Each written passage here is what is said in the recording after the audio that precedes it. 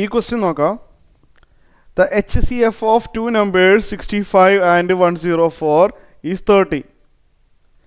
If LCM of 65 and 104 is 40x, then the value of x is. ഇതെങ്ങനെ ചെയ്യാം? നമ്മളൊരു result പഠിച്ചിട്ടുണ്ട്, ഓർക്കുന്നുണ്ടോ?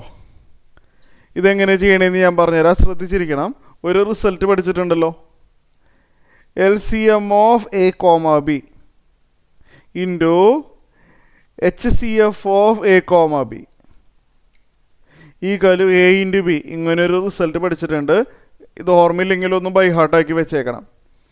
LCM of A, B into HCF of A, B ചെയ്താൽ A into B ആണ്. So ഈ result ഉപയോഗിച്ചിട്ടാണ് ഈ പ്രോബ്ലം ചെയ്യാൻ പോകുന്നത്.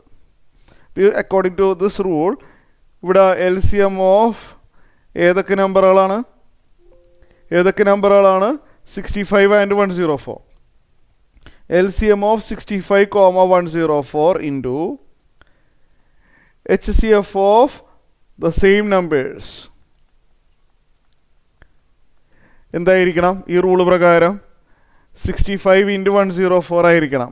ഈ റൂള് പ്രകാരം ശരിയല്ലേ? അപ്പോൾ ഇവിടെ LCM of 65, 104 തന്നിട്ടുണ്ടോ? LCM of 65 and 104 40x ആണ്. അപ്പോൾ ഇത് 40 into x into HCF of 65 and 104 13 ആണ്. 13 ആണ്, ശരിയല്ലേ? നോക്കിയേ, അതെ. റൈറ്റ് സൈഡ് എന്താണ്? 65 into 104 x ആണ് വേണ്ടത്. അപ്പോൾ ഒരു കാര്യം ചെയ്താൽ മതി, 40 into 13 ഇത് രണ്ടും കൂടിയും റൈറ്റ് സൈഡിലോട്ട് എടുക്കാം ഒരുമിച്ച്. എക്സ് മാത്രം ലെഫ്റ്റ് സൈഡിൽ കീപ്പ് ചെയ്തിട്ട് ഇപ്പോൾ റൈറ്റ് സൈഡിൽ വരുമ്പോൾ 65 into 104 ഡിവൈഡഡ് ബൈ 40 into 13 ഇങ്ങനെ വരും. ഇത് റെഡ്യൂസ് ചെയ്യാൻ അറിയാലോ അല്ലേ? ഇവിടെ 13 65 ക്യാൻസൽ ചെയ്യുമ്പോൾ 5 കിട്ടും. 5 40 വെട്ടിക്കളയുമ്പോൾ 8 വരും. 104/8 വരും, ശരിയല്ലേ? നോക്കിയേ അല്ലേ? 104/8 അതൊന്ന് ചെയ്ത് നോക്കാം നമുക്ക്. 13 കിട്ടും ആൻസർ. 13 ആണ്.